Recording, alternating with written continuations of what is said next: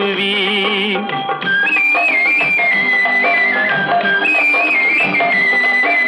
பூமுடிப்பாள் இந்த பூங்குழலி, புதுச்சீர் பெருவாழ் வண்ணத்தேனருவி.